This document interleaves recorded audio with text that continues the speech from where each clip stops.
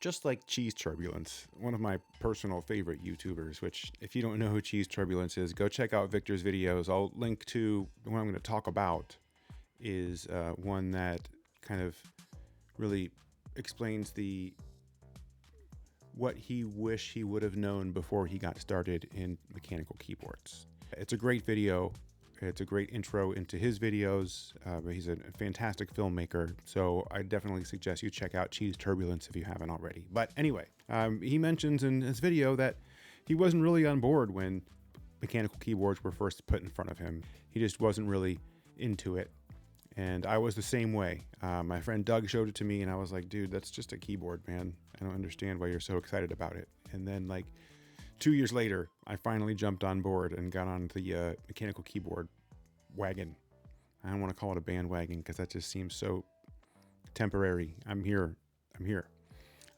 But I'm glad that I'm here, and I'm taking quite a journey, starting with the K4, which was the almost full layout that I started with. And now I've journeyed down to the ACR Top 40, this 40%, 45 key little beast. Look at this little guy. It's just so cute, isn't it? The first time I saw this, I knew I had to have it, and I knew that I was going to spend some time learning how to use a smaller keyboard in order to have it. I didn't go directly to this. I did step it down a little bit, coming from the K4, and then I started using some low profile boards, 65, 75%ers, and then settled on the 75% board, the Keychron Q1 Pro at my house as my main keyboard, but then finally ventured into this territory right here. And this is a really, really fun keyboard. It's a lot of fun. The Top 40 is a 45 key top-mounted acrylic case keyboard by Akko. They make tons of keyboards.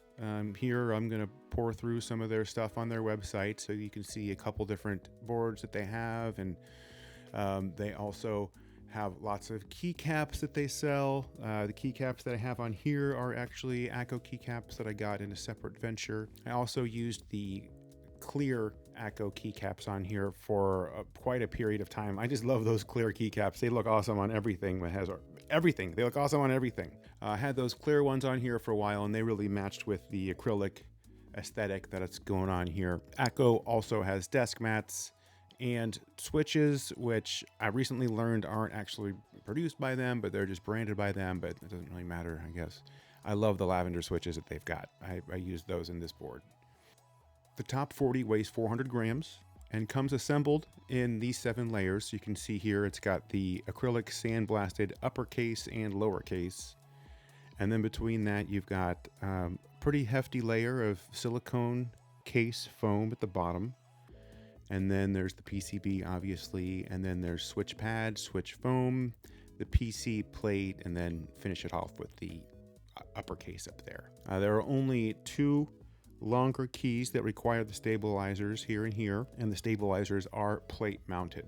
It does not have a battery, so it always has to be plugged in order to operate, and you plug it into the USB-C port on the back right here. Check that out. It's the only thing on the board except for, like, at the bottom here it says Top 40, 40% layout, right?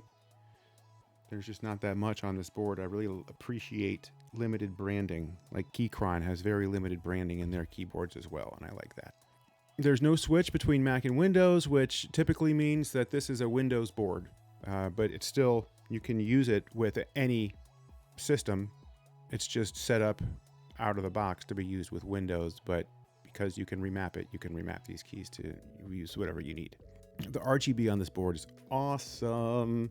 I wasn't a huge RGB guy until I started getting these boards, and just the patterns that they make are really fun to watch. I don't sit there and watch my keyboard all the time, but I do appreciate what it does and how it's just a little bit more than just a plain white light lighting up your keyboard.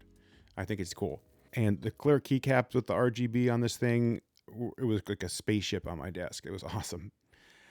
The keyboard costs $90 on akkogear.com. I'm not getting paid by Akko. They did not give me this board. I paid for this with my own money. I bought these keycaps from somebody on Facebook not even Marketplace, on somebody on Facebook. I just threw the dice and got these from somebody and got this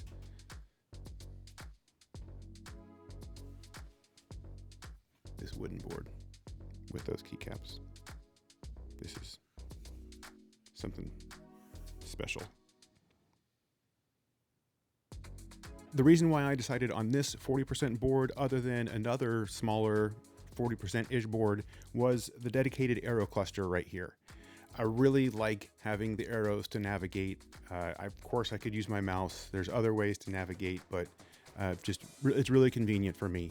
It took me a long time to get rid of the numpad, to be okay with not having a numpad, and I finally am okay with that. Maybe one day I'll be okay without this arrow cluster, but I like it and I wanted to keep it. So this is why I decided on this board here. I have a red dragon that I sometimes use, but I don't like to use it because there's no arrow cluster. And that wooden board I just showed you, I don't like to use that as much either. You know why? There's no arrow cluster. It's a wooden board, it's gorgeous. And I'd rather use this acrylic because of the arrow cluster. Speaking of remapping keys, this keyboard uses VIA, whatever they call it these days, to remap the keys. I'm gonna plug this in. I'm gonna show you a little bit of B-roll here with me logging into VIA and how it works. If you've never used it before, it's just a really easy way to remap what your keys do, right? You just click on what the button is going to be, and then you click on the action that button is going to be. And then you can also come up with some macros, which are basically combination of keys to get to a specific command. Like for Mac, you do Command Shift 4 to do a screenshot. But you can remap it so that it's just one key press or two key presses instead of three key presses. You don't really think about how many shortcuts you could use until you start using them. I like that this keyboard has 5 different layers of depth to it, meaning I can have that many different keyboards essentially, right? Here, look. Layer 0 is the main layer, and then layer 1 is again, and then layer 2 is mostly the RGB stuff, and then layer 3 is nothing, guys. I don't know what to do with layer 3 yet. All those down pointing arrows mean that there's no function on that key. So I don't know what to do with that. We'll see.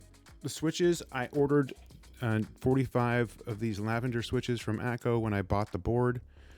I also ordered some of these green ones because I also got these London keycaps and this beautiful London World Tour desk mat that I'm just not using because I like my other desk mat better. But I thought that set was going to go really well with this keyboard because it needs different keys, because of the different sizes modifiers here that don't really relate to any regular size keyboard. But those keys didn't work very well for this weird layout. The clear keycaps didn't really work really well for this layout. These keycaps aren't perfect for this layout, but I'm doing what I can to have a cool board, right?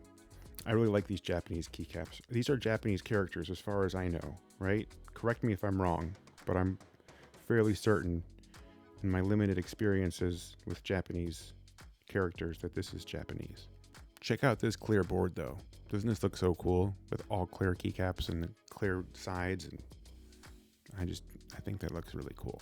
But I wanted to try out these white keycaps too, and they look cool and they sound different. It's just fun to change out these keycaps. I also have some blank white keycaps that I put on here. Check out the blank ones. You don't know what's what, but more than half of these keys are the alphabet, so you know exactly where those keys are, and then it's just a matter of knowing what's what. right? You can figure out most of the other keys based on where your hands are, as long as you know the layout of this keyboard, you can figure that out. And then I also was trying a little bit of Sharpie markering on those blank white keycaps. And I might do that, just make my own keycaps so that I've got the exact sizes that I want and it says exactly what that function is. I tried that out. We are testing that to see if it works. So we'll get back to you. I already talked to you a little bit about VIA. Let me show you how I set up this keyboard so it makes a little bit more sense for you. You can see here that this layer 0, we've got all your alphabet. That makes sense. The escape key is up here in the top right because you typically need that, but I swapped out the tab key for caps lock. I think actually that's how it comes. It's mapped to caps lock. And then there's the left shift. I changed the Win and Alt so that they correspond to a Mac layout. And then there's a split shift bar. I changed the right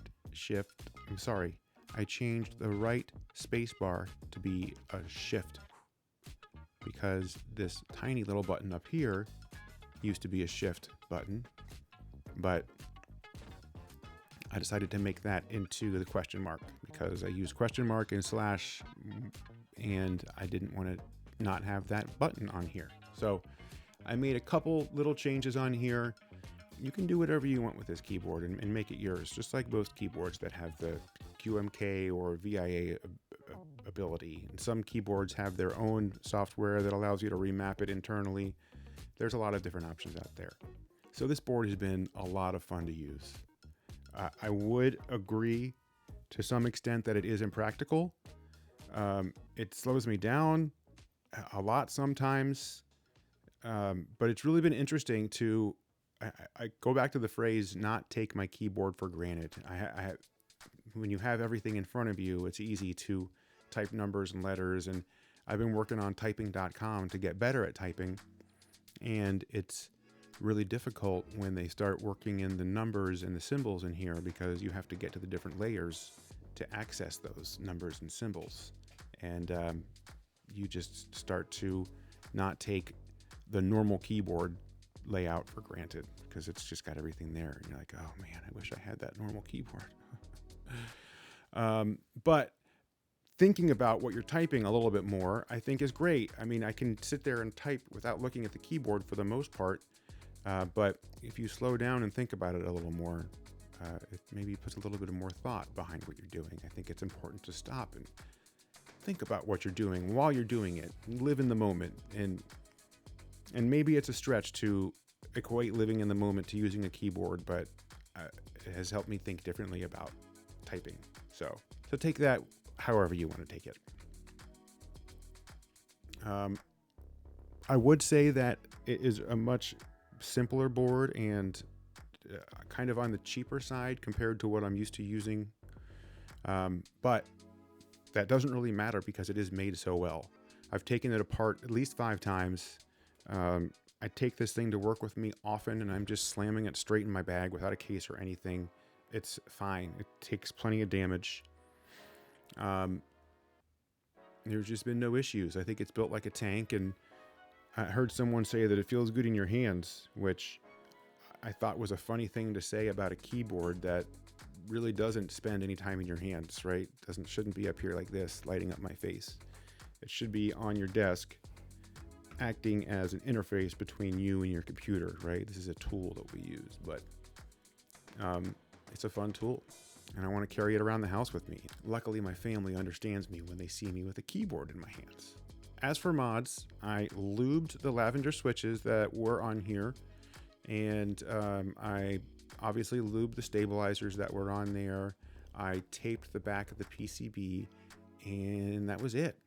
Didn't really need to do too much to it. I wanted to give it a good poppy sound. I'll give you some sound tests later, but man, that